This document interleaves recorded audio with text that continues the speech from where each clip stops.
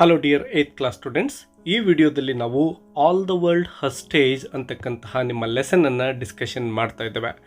ಈ ಲೆಸನ್ನಲ್ಲಿ ಸಾಯಿ ಪರಂಜಪೆ ಅಂತಕ್ಕಂತಹ ಸಿನಿಮಾ ರಂಗಕ್ಕೆ ಮಹತ್ತರವಾಗಿರತಕ್ಕಂತಹ ಕೊಡುಗೆಯನ್ನು ನೀಡಿರುವ ವ್ಯಕ್ತಿಯ ಬಗ್ಗೆ ಡಿಸ್ಕಷನ್ ಮಾಡ್ತಾ ಇದ್ದೇವೆ. ಮೊದಲನೇದಾಗಿ ಇಲ್ಲಿ ಗಮನಿಸಿ, this is a short life sketch of Sai Paranjpye. ಅಂದರೆ ಮೊದಲಿಗೆ ಹೇಳಿದಾಗೆ ಸಾಯಿ ಪರಂಜಪೆಯವರ ಒಂದು ಲೈಫ್ ಸ್ಕೆಚ್ಚನ್ನು, ಅಂದರೆ ಅವರ ಜೀವನದ ಆರಂಭದ ದಿನಗಳನ್ನು ಮತ್ತು ಅವರೊಂದು ಸಾಧನೆಗಳ ಬಗ್ಗೆ ಇಲ್ಲಿ ಸಂಕ್ಷಿಪ್ತವಾಗಿ ನಾವು ತಿಳ್ಕೊಳ್ತಾ ಹೋಗ್ತೇವೆ. A famous theatre personality from Pune. ಇವರು ಪುಣೆಯಿಂದ ಬಂದಿರತಕ್ಕಂತಹ ವ್ಯಕ್ತಿ ಆಗಿರ್ತಾರೆ. ಪುಣೆ ಅಂತಕ್ಕಂಥದ್ದು ಮಹಾರಾಷ್ಟ್ರದಲ್ಲಿರ್ತಕ್ಕಂತಹ ಒಂದು ದೊಡ್ಡ ನಗರ ಆಗಿದೆ. So she is A famous theatre personality. ಇಲ್ಲಿ ಫೇಮಸ್ ಥಿಯೇಟರ್ ಪರ್ಸನಾಲಿಟಿ ಅಂದರೆ ನೀವು ಅರ್ಥ ಮಾಡ್ಕೋಬೇಕು, ಸಿನಿಮಾ ರಂಗಕ್ಕೆ ಬಹಳ ಉನ್ನತವಾಗಿರ್ತಕ್ಕಂತಹ ಅಥವಾ ಹೆಚ್ಚಿನ ಒಂದು ಸಾಧನೆಯನ್ನು ಸಿನಿಮಾ ರಂಗದಲ್ಲಿ ಮಾಡಿರ್ತಕ್ಕಂತಹ ವ್ಯಕ್ತಿ ಅಂಥೇಳಿ. She has also directed many television serials. ಏನು ಸೀರಿಯಲ್ಗಳು ಬರ್ತಾವಲ್ವ ಟಿ ವಿಗಳಲ್ಲಿ, ಅವುಗಳನ್ನು ನಿರ್ದೇಶನವನ್ನು ಮಾಡ್ತಕ್ಕಂತಹ ಕೆಲಸವನ್ನು ಕೂಡ ಇವರು ಮಾಡಿದ್ದಾರೆ. She won the national award for the best documentary with A social purpose. ಇವರಿಗೆ ಒಂದು ನ್ಯಾಷನಲ್ ಅವಾರ್ಡ್ ಸಿಕ್ಕಿದೆ. ಕಾರಣ ಇಷ್ಟೇ, ಒಂದು ಡಾಕ್ಯುಮೆಂಟರಿಯನ್ನು ಇವರು ಮಾಡಿರ್ತಾರೆ. ಸೋಷಿಯಲ್ ಪರ್ಪಸ್ ಅಂದರೆ ಸಾಮಾಜಿಕ ಒಂದು ಕಳಕಳಿಯ ಬಗ್ಗೆ ಡಾಕ್ಯುಮೆಂಟ್ರಿ ಮಾಡಿರ್ತಾರೆ. ಅದಕ್ಕೆ ಇವರಿಗೆ ನ್ಯಾಷನಲ್ ಅವಾರ್ಡ್ ಸಿಕ್ಕಿರುತ್ತೆ. Her films are relevant even today. ಅವರು ನಿರ್ಮಾಣ ಮಾಡಿರ್ತಕ್ಕಂತಹ ಅನೇಕ ಸಿನಿಮಾಗಳು ಇಂದಿನ ಸಮಾಜಕ್ಕೆ ಪ್ರಸ್ತುತವಾಗಿ ಕಾಣಿಸ್ತವೆ. ಇನ್ನು ಫಸ್ಟ್ ಪ್ಯಾರಾಗ್ರಾಫನ್ನು ನೋಡಿ. It was a familiar sight to the residents of Pune. A plump little girl of about 6 or 7 skipping along with an elderly gentleman. They laughed, talked and had a great time. ಒಂದು ಪುಣೆಯ ನಗರದ ಜನಗಳೇನು ವಾಸ ಮಾಡ್ತಾಯಿದ್ರು ಅವರಿಗೆಲ್ಲ ಒಂದು familiar site, ಅಂದರೆ ಎಲ್ರಿಗೂ ಕೂಡ ಎವ್ರಿ ಡೇ ಕಾಣ್ತಕ್ಕಂಥ ಒಂದು ದೃಶ್ಯವನ್ನು ನಾವು ಇಲ್ಲಿ ಗಮನಿಸ್ತಾ ಇದ್ದೇವೆ. ಅದೇನಪ್ಪ ಅಂದರೆ ಪ್ಲಂಪ್ ಅಂದರೆ ಫ್ಯಾಟ್ ಅಂತೇಳಿ, ಅಂದರೆ ದಪ್ಪಕ್ಕಿರ್ತಕ್ಕಂತಹ ಒಂದು ಸಣ್ಣ ಹುಡುಗಿ, little girl of about 6 or 7. ಅವಳ ಏಜ್ ಎಷ್ಟಪ್ಪ ಅಂದರೆ 6 ಅಥವಾ 7, ಅಂದರೆ 6 ಅಥವಾ 7 ವರ್ಷದ ಒಂದು ಹುಡುಗಿ ಪ್ರತಿನಿತ್ಯವೂ ಕೂಡ ಆ ಒಂದು ಪುಣೆಯ ಬೀದಿಗಳಲ್ಲಿ ಒಂದು ಒಬ್ಬ ಎಲ್ಡರ್ಲಿ ಜೆಂಟಲ್ಮ್ಯಾನ್, ಅಂದರೆ ವಯಸ್ಸಾಗಿರ್ತಕ್ಕಂತಹ ಒಬ್ಬ ವ್ಯಕ್ತಿಯ ಜೊತೆ ನಡ್ಕೊಂಡು ಹೋಗ್ತಾ ಇರ್ತಾಳೆ. ಸ್ಕಿಪ್ಪಿಂಗ್ ಅಲಾಂಗ್ ಅಂದರೆ ಸ್ಕಿಪ್ಪಿಂಗ್ ಮಾಡೋದು ನಿಮಗೆ ಗೊತ್ತಿರ್ಬೋದಲ್ವಾ. ಸೊ ಅಜ್ಜನ ಜೊತೆ ಇವಳು ಸ್ಕಿಪ್ಪಿಂಗ್ ಮಾಡ್ತಾ ಹೋಗ್ತಕ್ಕಂಥದ್ದು ಎವ್ರಿ ಡೇ ಸೈಟ್ ಆಗಿರುತ್ತೆ. ಅವರಿಬ್ಬರು ಕೂಡ ಹೋಗಬೇಕಾದ್ರೆ ನೋಡಿ, ದೇ ಲಾಫ್ಡ್, ಇಬ್ಬರು ನಗ್ನಗ್ತಾ ಹೋಗ್ತಾ ಇದ್ದಾರೆ. ಟಾಕ್ಡ್, ಏನನ್ನೋ ಮಾತಾಡ್ತಾ ಹೋಗ್ತಾರೆ. ಮತ್ತು ಹ್ಯಾಡ್ ಎ ಗ್ರೇಟ್ ಟೈಮ್, ಒಂದು ಒಳ್ಳೆಯ ಸಮಯವನ್ನು ಅವರು ಅಲ್ಲಿ ಕಳೀತಾ ಸಾಗ್ತಾ ಇರ್ತಾರೆ. Second paragraph. The little girl was Sai. ಆ ಹುಡುಗಿ ಬೇರೆ ಯಾರು ಅಲ್ಲ, ಸಾಯಿ ಪರಂಜಪೆ ಆಗಿದ್ದಾರೆ. And the gentleman was A famous educationist and mathematician. ಆ ಒಂದು ಸಾಯಿಯ ಜೊತೆ ಎವ್ರಿ ಡೇ ನಡ್ಕೊಂಡು ಹೋಗ್ತಕ್ಕಂತಹ ಒಬ್ಬ ಜೆಂಟಲ್ಮ್ಯಾನ್ ಯಾರಾಗಿರ್ತಾರಪ್ಪ ಅಂದರೆ ನಮ್ಮ ಭಾರತದ ಫೇಮಸ್ ಎಜುಕೇಷನಿಸ್ಟ್, ಅಂದರೆ ಶಿಕ್ಷಣ ತಜ್ಞ ಅಂತೇಳಿ ನಾವು ಕರಿತೇವೆ. ಮತ್ತು ಒಬ್ಬ ಮ್ಯಾಥಮೆಟಿಷಿಯನ್, ಸುಪ್ರಸಿದ್ಧ ಗಣಿತಜ್ಞರು ಕೂಡ ಆಗಿರ್ತಾರೆ. ಅವರ ಹೆಸರು ಏನಪ್ಪ ಅಂದರೆ ಸರ್ R.P. ಪರಂಜಪೆ. ಇವ್ರು ಯಾರಪ್ಪ ಅಂದರೆ ಸಾಯಿ ಪರಂಜಪೆ ಏನಿದ್ರು ಅವಳ ಗ್ರ್ಯಾಂಡ್ ಫಾದರ್ ಆಗಿರ್ತಾರೆ. India's first senior wrangler. ನೋಡಿ ಇಲ್ಲಿ ರ್ಯಾಂಗ್ಲರ್ ಅಂದರೆ ಏನು ಕೇಂಬ್ರಿಡ್ಜ್ ಯೂನಿವರ್ಸಿಟಿ ಇದೆಯೋ ಅಲ್ಲಿ ಮ್ಯಾಥಮೆಟಿಕ್ಸ್ ಸಬ್ಜೆಕ್ಟ್ಲಿ ಹೈಯೆಸ್ಟ್ ಸ್ಕೋರನ್ನು ತೆಗೆದುಕೊಂಡಂತಹ ವ್ಯಕ್ತಿಯನ್ನು ರ್ಯಾಂಗ್ಲರ್ ಅಂತ ಕರಿತೇವೆ. ಸೊ ನಮ್ಮ ಭಾರತ ದೇಶದಿಂದ ಈ ರೀತಿಯ ಆ ಒಂದು ಕೇಂಬ್ರಿಡ್ಜ್ ಯೂನಿವರ್ಸಿಟಿಯಲ್ಲಿ ಫಸ್ಟ್ ರ್ಯಾಂಕನ್ನು ತೆಗೆದುಕೊಂಡಂತಹ ಮೊದಲ ವ್ಯಕ್ತಿ ಯಾರಪ್ಪ ಅಂದರೆ R.P. ಪರಂಜಪೆ ಆಗಿರ್ತಾರೆ. ಆ್ಯಂಡ್ ಸಾಯಿಸ್ ಗ್ರ್ಯಾಂಡ್ ಫಾದರ್ ಅಪ್ಪ. ಸಾಯಿ ಆ ಒಂದು ಗ್ರ್ಯಾಂಡ್ ಫಾದರ್ನ ಪ್ರೀತಿಯಿಂದ ಅಪ್ಪ ಅಂತ ಕರಿತಾ ಇರ್ತಾಳೆ. As they walked, Appa put simple mathematical questions and also related fables to her. ಪ್ರತಿನಿತ್ಯ ಅವರು ನಡ್ಕೊಂಡು ಹೋಗ್ತಾ ಇರತಕ್ಕಂತಹ ಸಂದರ್ಭದಲ್ಲಿ ಈ ತಾತ ಏನಿದ್ರು ಮೊಮ್ಮಗಳಿಗೆ ಸಿಂಪಲ್ ಆಗಿರ್ತಕ್ಕಂತಹ ಗಣಿತದ ಸಮಸ್ಯೆಗಳನ್ನು, ಮ್ಯಾಥಮೆಟಿಕಲ್ ಕ್ವಶನ್ಸ್ಗಳನ್ನು ಕೇಳ್ತಾ ಇರ್ತಾರೆ. ಅದ್ರ ಜೊತೆಗೆ ರಿಲೇಟೆಡ್ ಫೇಬಲ್ಸ್ ಟು ಹರ್, ಅನೇಕ ಫೇಬಲ್ಸ್ ಅಂದರೆ ನೀತಿಕತೆಗಳು ಅಂತೇಳಿ ನಾವು ಅರ್ಥ ಮಾಡ್ಕೋಬೋದು. ಸೊ ನೀತಿಕತೆಗಳನ್ನು ಕೂಡ ಹೇಳ್ತಾ ಇರ್ತಾರೆ. These included fairy tales, Arabian Nights and Birbal's stories. ಆ ಒಂದು ನೀತಿಕತೆಗಳು ಫೇರಿ ಟೇಲ್ಸ್ ಇರ್ಬೋದು, ಅರೇಬಿಯನ್ ನೈಟ್ಸ್ ಇರ್ಬೋದು, ಮತ್ತು ಬೀರ್ಬಲನ ಕಥೆಗಳಿರ್ಬೋದು, ಇವುಗಳಿಗೆ ಸಂಬಂಧಪಟ್ಟದ್ದಾಗಿರ್ತವೆ. Sai naturally preferred the fairy tales to mathematical problems. ಸಾಯಿಗೆ ಈ ಒಂದು ಮ್ಯಾಥಮೆಟಿಕಲ್ ಪ್ರಾಬ್ಲಮ್ಸ್ಗಳು ಏನಿರ್ತವೋ ಇವುಗಳಿಗಿಂತ ಕತೆ ಕೇಳೋದ್ರಲ್ಲಿನೇ ತುಂಬ ಆಸಕ್ತಿ ಇರುತ್ತೆ. ಆ ಗಣಿತದ ಸಮಸ್ಯೆಗಳನ್ನು ಬಿಡಿಸ್ತಕ್ಕಂಥದ್ದು ಅವಳಿಗೆ ಬೇಸರವನ್ನು ಉಂಟು ಮಾಡ್ತಾ ಇರುತ್ತೆ. Third one, tell me a story ಅಪ್ಪ ಸಾಯಿ ಸೆಡ್. ಒಂದಿನ ಸಾಯಿ ಹೇಳ್ತಾ ಇದ್ದಾಳೆ ತನ್ನ ಗ್ರ್ಯಾಂಡ್ ಫಾದರ್ಗೆ ಒಂದು ಕಥೆಯನ್ನು ಹೇಳು ಅಂತ ಕೇಳ್ತಾ ಇದ್ದಾಳೆ. ಒಂದೇ ಆಸ್ ದಿ ಸೆಟ್ ಔಟ್, ಹೊರಗಡೆ ಹೋಗ್ತಾ ಇರ್ತಕ್ಕಂತಹ ಸಂದರ್ಭದಲ್ಲಿ ಈ ರೀತಿ ಕೇಳ್ತಾಳೆ.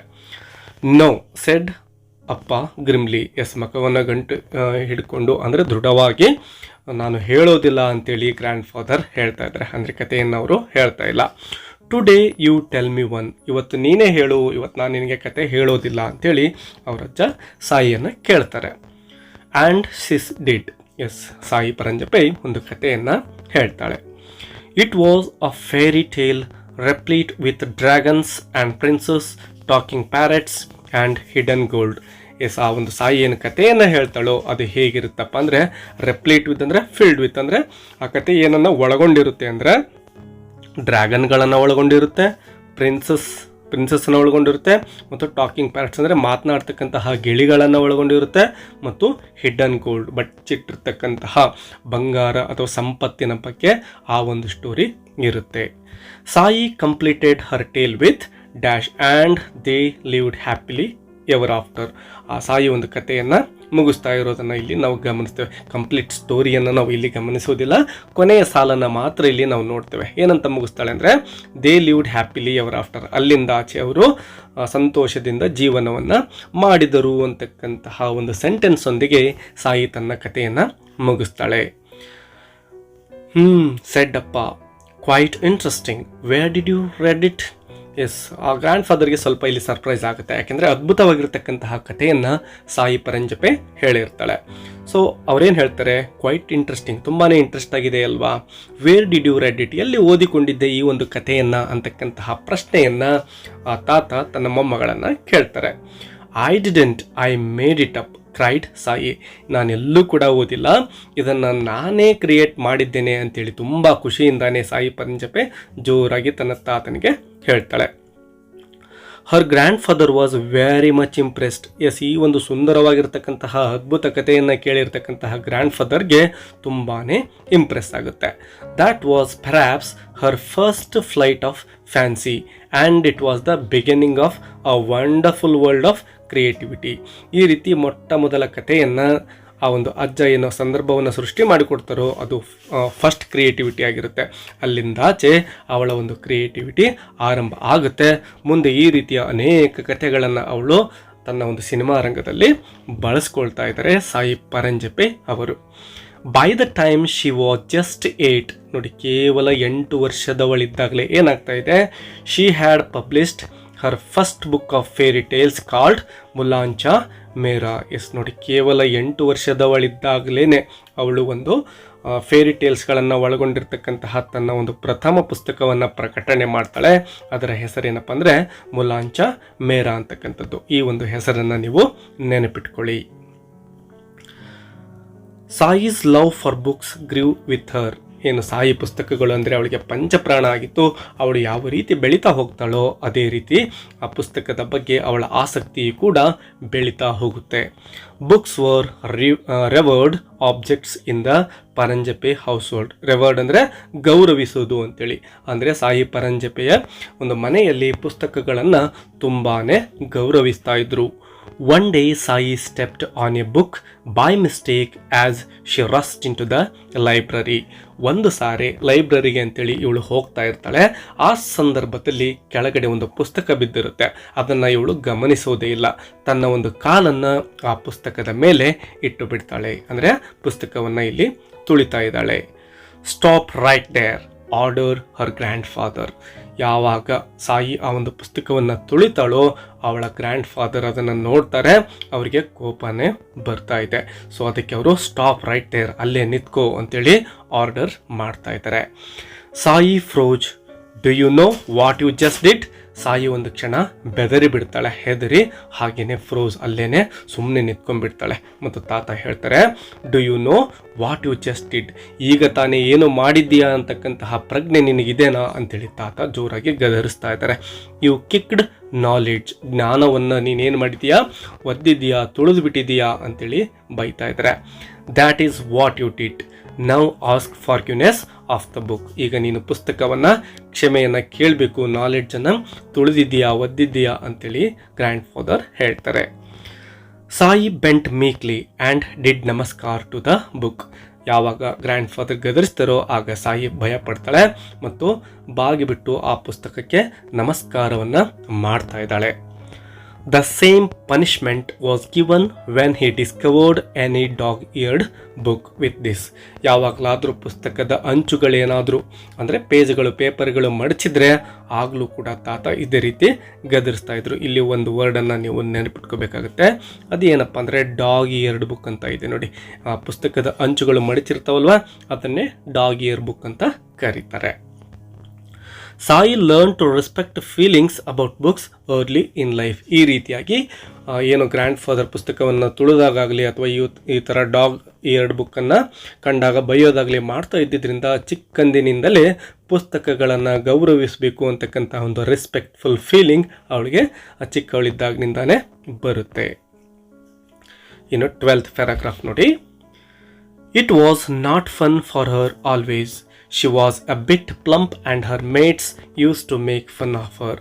ಇವಳು ಚಿಕ್ಕವಳಿದ್ದಾಗಿನಿಂದನೂ ಅಷ್ಟೊಂದು ಖುಷಿಯಾಗಿ ಇರಲಿಕ್ಕೆ ಇವಳಿಗೆ ಸಾಧ್ಯ ಆಗಲಿಲ್ಲ. ಕಾರಣ ಇಷ್ಟೇ, ಇವಳು she was a bit plump, ನೋಡಲಿಕ್ಕೆ ಸ್ವಲ್ಪ ದಪ್ಪನಾಗಿ ಕಾಣಿಸ್ತಾ ಇದ್ಲು. ಇದರಿಂದಾಗಿ ಅವಳ ಒಂದು ಮೇಟ್ಸ್ ಅಂದರೆ ಫ್ರೆಂಡ್ಸ್ ಏನಿದ್ರು ಅಥವಾ ಸ್ಕೂಲ್ಗೆ ಹೋಗ್ತಕ್ಕಂತಹ ಜೊತೆಗಾರರೇನಿದ್ರು ಅವರು ಯಾವಾಗಲೂ ಕೂಡ ಇವಳನ್ನು ಕುರಿತು ಫನ್ ಅಂದರೆ ಹಾಸ್ಯವನ್ನು ಮಾಡ್ತಾಯಿದ್ರು. ನೀನು ದಪ್ಪಕ್ಕಿದ್ದೀಯಾ, ಓಡ್ಲಿಕ್ಕಾಗೋದಿಲ್ಲ, ಹಾಗೆ ಹೀಗೆ ತಮಾಷೆಯನ್ನು ಮಾಡಿ ಇವಳಿಗೆ ನೋವಾಗೋ ರೀತಿಯಲ್ಲಿ ಮಾಡ್ತಾಯಿದ್ರು. 13th paragraph. You can't run with us Sai jeered Chandu.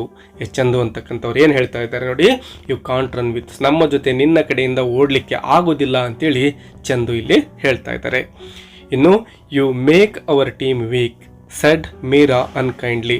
ಇವಳ ಫ್ರೆಂಡ್ ಆಗಿರ್ತಕ್ಕಂತಹ ಮೀರಾ ಅಂತಕ್ಕಂತಹ ಹುಡುಗಿ ಏನು ಮಾಡ್ತಾಳೆ, ನಿನ್ನಿಂದಾಗಿ ನಮ್ಮ ಟೀಮ್ ಏನಿದೆ ಇದು ವೀಕ್ ಆಗ್ತಾ ಇದೆ, ನೀನು ಫ್ಯಾಟ್ ಆಗಿರೋದ್ರಿಂದ ನಮ್ಮ ಟೀಮ್ ವೀಕ್ ಆಗುತ್ತೆ ಅಂತೇಳಿ ಈ ಮೀರಾ ಕೂಡ ಹೇಳ್ತಾಳೆ.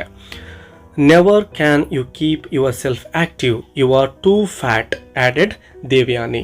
ದೇವ್ಯಾನಿ ಅಂತಕ್ಕಂತಹ ಮತ್ತೊಬ್ಬ ಫ್ರೆಂಡ್ ಕೂಡ ಇದೇ ರೀತಿ ಒಂದು ಮಾಕಿಂಗನ್ನು, ಅಣಕವನ್ನು ಮಾಡ್ತಾ ಇದ್ದಾಳೆ. Never can you keep yourself active, ಯಾವಾಗಲೂ ಕೂಡ ನೀನು ಆ್ಯಕ್ಟಿವ್ ಆಗಿ ಇರೋದೇ ಇಲ್ವಲ್ಲ, ನೀನು ತುಂಬಾ ಫ್ಯಾಟ್ ಆಗಿದೆಯಾ ಅಂತೇಳಿ ದೇವಯಾನಿ ಹೇಳ್ತಾ ಇದ್ದಾಳೆ. 14th. Sai's face crumpled and she sat glumly by the sidelines watching her friends laugh and play happily. ಇವಳನ್ನು ಆಟಕ್ಕೆ ಸೇರಿಸ್ಕೊಳ್ತಾ ಇರಲಿಲ್ಲ ಇವಳ ಫ್ರೆಂಡ್ಸ್. ಹಾಗಾಗಿ ಇವಳೇನು ಮಾಡ್ತಾ ಇದ್ಲು ಅಂದರೆ ಮುಖವನ್ನು ಗಂಟಿಕೊಂಡು ಬೇಸರದಿಂದ ಒಂದು ಕಡೆ ಕೂತ್ಕೊಳ್ತಾ ಇದ್ಲು ಮತ್ತು ವಾಚಿಂಗ್ ಹರ್ ಫ್ರೆಂಡ್ಸ್ ಲಾಫ್, ಏನು ಫ್ರೆಂಡ್ಸ್ ಆಟ ಆಡ್ತಾ ನಲಿತಾ ಇದ್ರು ಸಂತೋಷದಿಂದ ನಗ್ತಾ, ಅದನ್ನು ಸುಮ್ಮನೆ ಗಮನಿಸ್ತಾ ಇದ್ಲು. ಸೂನ್ ಹರ್ ಫೇಸ್ ಬ್ರೈಟನ್ಡ್, ಇದಕ್ಕಿದ್ದ ಹಾಗೆ ಅವಳ ಮುಖದಲ್ಲಿ ಒಂದು ಚೈತನ್ಯ, ಬ್ರೈಟ್ನೆಸ್ ಕಾಣಿಸ್ತಾ ಇದೆ. ಶಿ ಕ್ರೈಡ್ ಔಟ್, ಜೋರಾಗಿ ಕೂಗ್ತಾಳೆ. ಹಾ, I know of A lovely game, ನನಗೆ ಒಂದು ಲವ್ಲಿ ಗೇಮ್, ತುಂಬ ಚೆನ್ನಾಗಿರ್ತಕ್ಕಂತಹ ಒಂದು ಆಟ ತಿಳಿದಿದೆ ಅಂತೇಳಿ ಜೋರಾಗಿ ಕೂಗ್ತಾ ಇದ್ದಾಳೆ. It is a magic island full of hidden treasure. ಆ ಕಥೆ ಯಾವುದಪ್ಪ ಅಂದರೆ ಒಂದು ಮ್ಯಾಜಿಕ್ ಐಲ್ಯಾಂಡ್ ಅಂದರೆ ದ್ವೀಪ ಅಂತ ಕರಿತೇವೆ. ಒಂದು ಮ್ಯಾಜಿಕ್ ದ್ವೀಪದ ಬಗ್ಗೆ ನನಗೆ ಒಂದು ಸ್ಟೋರಿ ಬರ್ತಾ ಇದೆ, ಒಂದು ಆಟ ನೆನಪು ಬರ್ತಾ ಇದೆ. ಅದರ ತುಂಬ ಅಂದರೆ ಆ ಒಂದು ಐಲ್ಯಾಂಡ್ ಏನಿತ್ತು ಅದರ ತುಂಬ ಹಿಡನ್ ಟ್ರೆಜರ್, ಸಂಪತ್ತು, ಬಚ್ಚಿಟ್ಟಿರ್ತಕ್ಕಂತಹ ಸಂಪತ್ತನ್ನು ಆ ಒಂದು ಐಲ್ಯಾಂಡ್ ಒಳಗೊಂಡಿದೆ ಅಂತೇಳಿ ಕೂಗ್ತಾಳೆ. The mates who were playing gathered around her to listen to her story. ಏನು ಆಟ ಆಡ್ತಾ ಇದ್ರು ಇವಳ ಫ್ರೆಂಡ್ಸ್ ಅವರೆಲ್ಲರೂ ಕೂಡ ಇವಳ ಸುತ್ತ ಬಂದು ಆ ಒಂದು ಸ್ಟೋರಿಯನ್ನು ಕೇಳಬೇಕು ಅಂತಕ್ಕಂತಹ ಒಂದು ಆಸಕ್ತಿಯೊಂದಿಗೆ ಅವರೆಲ್ಲ ಸುತ್ತ ಬಂದು ಕೂತ್ಕೊಳ್ತಾರೆ. In no time she cast a spell of magic. ಕೆಲವೇ ಕ್ಷಣಗಳಲ್ಲಿ ಅಲ್ಲೊಂದು ಮ್ಯಾಜಿಕ್ಕೆ ನಡೆದು ಹೋಗುತ್ತೆ. ಅಂದರೆ ಆ ಎಲ್ಲ ಫ್ರೆಂಡ್ಸ್ ಕೂಡ ಈ ಒಂದು ಸ್ಟೋರಿಯ ಕಡೆ ಅಟ್ರಾಕ್ಟ್ ಆಗ್ತಾ ಇದ್ದಾರೆ. They not only listened to the fantastic story but were also ready to take roles and act as she directed. ಕೇವಲ ಅವರು ಕಥೆಯನ್ನು ಕೇಳಿಲ್ಲ, ಅವಳೇನು ನಿರ್ದೇಶನವನ್ನು ಕೊಡ್ತಾಳೋ ಆ ಒಂದು ಕ್ಯಾರೆಕ್ಟರ್ಗಳು ಏನಿರ್ತವೋ ಅವುಗಳನ್ನು ಆ್ಯಕ್ಟ್ ಕೂಡ ಅಂದರೆ ನಾಟಕದ ರೀತಿಯಲ್ಲಿ ಅವರೆಲ್ಲ ಒಂದೊಂದು ಪಾರ್ಟನ್ನು ತೆಗೆದುಕೊಂಡು ನಾಟಕವನ್ನೇ ಮಾಡ್ತಾ ಹೋಗ್ತಾರೆ. This went on not for a day or two but for the whole week. ಈ ರೀತಿ ಅವರ ಒಂದು ಸ್ಟೋರಿ ಮತ್ತು ಆ ಒಂದು ನಾಟಕ ಕೇವಲ 1 ಅಥವಾ 2 ದಿನಕ್ಕೆ ಮುಗಿಲಿಲ್ಲ, ಸುಮಾರು 1 ವಾರಗಳ ಕಾಲ ಆ ಒಂದು ನಾಟಕ ಆ ಒಂದು ಸ್ಟೋರಿ ಕಂಟಿನ್ಯೂ ಆಗ್ತಾ ಹೋಗುತ್ತೆ. Sai was always fascinated by many things. ಇವಳು ಚಿಕ್ಕವಳಿದ್ದಾಗಿಂದನೂ ಅನೇಕ ವಸ್ತುಗಳು ವಿಷಯಗಳ ಕಡೆ ಇವಳಿಗೆ ಆಸಕ್ತಿ ಇರುತ್ತೆ. One of them was dolls wedding. ಅವುಗಳಲ್ಲಿ ಈ ಒಂದು ಡಾಲ್ಸ್ ವೆಡ್ಡಿಂಗ್ ಅಂತಕ್ಕಂಥದ್ದು ಕೂಡ ತುಂಬ ಮುಖ್ಯವಾದದ್ದು. ಅಂದರೆ ಗೊಂಬೆಗಳ ಮದುವೆ ಅಂತೇಳಿ ನಾವು ಅರ್ಥ ಮಾಡ್ಕೋಬೇಕು. ಡಾಲ್ ಅಂದರೆ ಗೊಂಬೆಗಳು. This is a traditional game played by Maharashtrian girls. ಈ ಒಂದು ಡಾಲ್ಸ್ ವೆಡ್ಡಿಂಗ್ ಅಂತಕ್ಕಂಥದ್ದು ಏನಿದೆನೋ ಇದು ಮಹಾರಾಷ್ಟ್ರದಲ್ಲಿ ಗರ್ಲ್ಸ್ ಅಂದರೆ ಹುಡುಗಿಯರು ಆಟವನ್ನು ಆಡ್ತಕ್ಕಂಥದ್ದಾಗಿರುತ್ತೆ. ಒಂದು ಸಂಪ್ರದಾಯ, ಟ್ರೆಡಿಷನ್ ಅಂದರೆ ಒಂದು ಸಂಪ್ರದಾಯ ಆಗಿರುತ್ತೆ. Children conduct marriage of a bride doll and a groom doll. ಈ ಒಂದು ಮಕ್ಕಳು ಏನು ಮಾಡ್ತಾಯಿದ್ವು ಅಂದರೆ ಒಂದು ಮದುವೆಯನ್ನು ಮಾಡಿಸ್ತಾ ಇದ್ರು. ಯಾವುದಕ್ಕೆ ಅಂದರೆ ಎ ಬ್ರೈಡ್ ಡಾಲ್ ಅಂದರೆ ಒಂದು ವರವಾಗಿರ್ತಕ್ಕಂಥ ವಧು ಅಂತ ಹೇಳ್ಬೋದು. ಬ್ರೈಡ್ ಅಂದರೆ ಒಂದು ವಧುವಿನ ಗೊಂಬೆ ಮತ್ತು ಗ್ರೂಮ್ ಅಂದರೆ ವರ ಅಂಥೇಳಿ ಒಂದು ವರನ ಗೊಂಬೆ. ಇವೆರಡನ್ನು ತೆಗೆದುಕೊಂಡು ಅವರು ಮದುವೆಯನ್ನು ಮಾಡಿಸ್ತಾ ಇದ್ರು. ಮಂತ್ರಾಸ್ ಆರ್ ಚಾಂಟೆಡ್. ಯಾವ ರೀತಿ ಕಾಮನ್ ಆಗಿರ್ತಕ್ಕಂತಹ ಮದುವೆಗಳಲ್ಲಿ ಮಂತ್ರಗಳನ್ನು ಶ್ಲೋಕಗಳನ್ನು ಹೇಳ್ತಾರೋ ಅದೇ ರೀತಿ ಈ ಒಂದು ಗೊಂಬೆಗಳ ಮದುವೆಯಲ್ಲೂ ಕೂಡ ಈ ಒಂದು ಚಾಂಟ್ಸನ್ನು ಶ್ಲೋಕಗಳನ್ನು ಹೇಳ್ತಾ ಇದ್ರು, ಮಂತ್ರಗಳನ್ನು ಹೇಳ್ತಾ ಇದ್ರು. ಗುಡ್ ಅಂದರೆ ಜಾಗರಿ ಅಥವಾ ನಾವು ಕನ್ನಡದಲ್ಲಿ ಬೆಲ್ಲ ಅಂತ ಕರಿತೇವೆ. ಆ್ಯಂಡ್ ಪೋಹ ಅಂದರೆ ನಾವು ಅವಲಕ್ಕಿ ಅಂತ ಕರಿತೇವಲ್ವ, ಅದು ಬೀಟನ್ ರೈಸ್ ಆರ್ ಶೇರ್ಡ್. ಸೊ ಈ ರೀತಿ ಮದುವೆಯನ್ನು ಮಾಡ್ತಕ್ಕಂತಹ ಸಂದರ್ಭದಲ್ಲಿ ಬೆಲ್ಲ ಮತ್ತು ಅವಲಕ್ಕಿಗಳನ್ನು ಮದುವೆಗೆ ಬಂದಂಥವರಿಗೆ ಕೊಡ್ತಾ ಇದ್ರು. ಯಾವ ರೀತಿ ಮದುವೆಯಲ್ಲಿ ಔತಣಕೂಟವನ್ನು ಏರ್ಪಡಿಸ್ತಾರಲ್ವ, ಊಟ ಕೊಡ್ತಾರಲ್ವ, ಅದೇ ರೀತಿ ಈ ಒಂದು ಬೆಲ್ಲ ಅವಲಕ್ಕಿಗಳನ್ನು ಆ ಗೊಂಬೆಗಳ ಮದುವೆಯಲ್ಲಿ ಡಿಸ್ಟ್ರಿಬ್ಯೂಟ್ ಮಾಡ್ತಾಯಿದ್ರು. As a child she said one day, mummy you never let me have any fun complainingly. Yes, ತನ್ನ ತಾಯಿಗೆ ಇಲ್ಲಿ ಸಾಯಿ ಪರಂಜಪೆ ಏನು ಹೇಳ್ತಾ ಇದ್ದಾಳೆ ನೋಡಿ. ಒಂದು ದಿನ, ಮಮ್ಮಿ ನೀನು ಯಾವತ್ತೂ ಕೂಡ ನನ್ನನ್ನು ಆಟ ಆಡಲಿಕ್ಕೆ ಅಥವಾ ನನಗೆ ತಮಾಷೆಯಿಂದ ಸಂತೋಷವನ್ನು ಪಡಲಿಕ್ಕೆ ಅವಕಾಶ ಕೊಟ್ಟೇ ಇಲ್ಲ. ಅಂದರೆ ತಾನೂ ಕೂಡ ಆ ಒಂದು ಗೊಂಬೆಗಳ ಮದುವೆಯನ್ನು ಮಾಡಬೇಕು ಅಂತಕ್ಕಂಥ ಒಂದು ಆಸೆಯನ್ನು ಇಂಡೈರೆಕ್ಟಾಗಿ ಇಲ್ಲಿ ಸಾಯಿ ಪರಂಜಪೆ ತನ್ನ ತಾಯಿಯ ಮುಂದೆ ಹೇಳ್ಕೊಳ್ತಾ ಇದ್ದಾಳೆ. ಆಗ ತಾಯಿ ಹೇಳ್ತಾರೆ, all right, you want a wedding, well you will have one that you can never forget. ಆಯಿತು, ನೀನೇನು ಮದುವೆ ಮಾಡಿಸ್ಬೇಕಲ್ವಾ, ಖಂಡಿತವಾಗ್ಲೂ ಕೂಡ ಅದು ಆಗುತ್ತೆ. ನಿನ್ನ ಲೈಫಲ್ಲೇ ನೀನು ಮರಿಬಾರ್ದು. ಫಾರ್ಗೆಟ್ ಅಂದರೆ ಮರೆಯೋದು ಅಂತೇಳಿ, ಅಂದರೆ ನೆನಪಾರೋದು. ಸೊ ನಿನ್ನ ಲೈಫಲ್ಲೇ ನೀನು ಮರೆಯೋಕ್ಕಾಗೋದಿಲ್ಲ, ಅಂತಹ ಒಂದು ಮ್ಯಾರೇಜನ್ನು ಮಾಡಿಸೋಣ ಅಂತೇಳಿ ತಾಯಿ ಹೇಳ್ತಾರೆ. On that day when she came back from school the whole house looked like a marriage hall. ತನ್ನ ಒಂದು ಸ್ಕೂಲನ್ನು ಮುಗಿಸಿಕೊಂಡು ಒಂದು ದಿನ ಇವಳು ಮನೆಗೆ ಮರಳ್ತಾಳೆ. ಆಗ ಮನೆಗೆ ಮರಳಿದಾಗ ನೋಡ್ತಾಳೆ ಅವಳ ಮನೆ ಏನಿತ್ತೋ ಇದೊಂದು ಮ್ಯಾರೇಜ್ ಹಾಲ್ ಆಗಿ ಬದಲಾಗಿರುತ್ತೆ. ಅಂದರೆ ತಾಯಿ ಏನು ಮಾಡಿರ್ತಾರೆ ಅಂದರೆ ಆ ಒಂದು ಗೊಂಬೆಗಳ ಮದುವೆಗೆ ಏನು ಬೇಕೋ ಅದೆಲ್ಲವನ್ನು ಕೂಡ ಅರೇಂಜ್ ಮಾಡಿರ್ತಾರೆ. Before she could say anything she was dressed like a bride's mother. Yes, ಇನ್ನೂ ಏನೂ ಕೂಡ ಅವಳು ತನ್ನ ಒಂದು ಫೀಲಿಂಗ್ಸನ್ನು ಶೇರ್ ಮಾಡ್ಕೊಳ್ಳೋಕ್ಕೆ ಟೈಮೇ ಸಿಗೋದಿಲ್ಲ. ಅಷ್ಟು ಬೇಗ ಇವಳನ್ನು ಆ ಒಂದು ಬ್ರೈಡ್ಸ್ನ ಮದರ್ ಆಗಿ ರೆಡಿ ಮಾಡಲಾಗುತ್ತೆ. ಅಂದರೆ ವಧುವಿನ ತಾಯಿಯನ್ನಾಗಿ ಇವಳನ್ನು ಚೇಂಜ್ ಮಾಡ್ತಾರೆ. The band arrived. ಏನು ಕಾಮನ್ ಆಗಿರ್ತಕ್ಕಂತಹ ಮದುವೆಗಳಲ್ಲಿ ಬ್ಯಾಂಡ್ಗಳು ಬರ್ತಾವಲ್ವ, ಡೊಳ್ಳು ನಗಾರಿಗಳನ್ನು ಬಾರಿಸಿಕೊಂಡು ಅದೇ ರೀತಿ ಇಲ್ಲೂ ಕೂಡ ಏರ್ಪಾಡು ಮಾಡಿಸಿರ್ತಾರೆ. The groom rode on a real steed. Steed ಅಂದರೆ ಇಲ್ಲಿ ಕುದುರೆ ಅಂತೇಳಿ ನೀವು ಅರ್ಥ ಮಾಡ್ಕೋಬೇಕು. ಸೊ ಒಂದು ಕುದುರೆಯ ಮೇಲೆ ವರನನ್ನು ಕೂಡ ಕರೆದುಕೊಂಡು ಬರಲಾಗುತ್ತೆ. ಗ್ರೂಮ್ ಅಂದರೆ ವರ. All the children of the locality took part. ಆ ಒಂದು ಏರಿಯಾದಲ್ಲಿರ್ತಕ್ಕಂತಹ ಎಲ್ಲ ಮಕ್ಕಳುಗಳು ಕೂಡ ಈ ಒಂದು ಮದುವೆಗೆ ಬಂದಿರ್ತಾರೆ. The bride was brought with all religious chantings. Yes, ಈ ಒಂದು ವಧುಗಳನ್ನು ಕೂಡ ಎಲ್ಲ ರಿಲಿಜಿಯಸ್ ಚಾಂಟಿಂಗ್ಸ್, ಏನು ಶ್ಲೋಕಗಳನ್ನು ಮಂತ್ರಗಳನ್ನು ಹೇಳ್ತಾ ಕರ್ಕೊಂಡು ಬರ್ತಾರಲ್ವ, ಅದೇ ರೀತಿ ಈ ಒಂದು ಬ್ರೈಡ್ ಡಾಲನ್ನು ಕೂಡ ಅಲ್ಲಿಗೆ ಕರೆದುಕೊಂಡು ಬರಲಾಗುತ್ತೆ. ಇನ್ನು ಕೊನೆಯ paragraph. The mother that day, so fond of drama, grew up to become one of India's leading filmmakers and theatre personalities.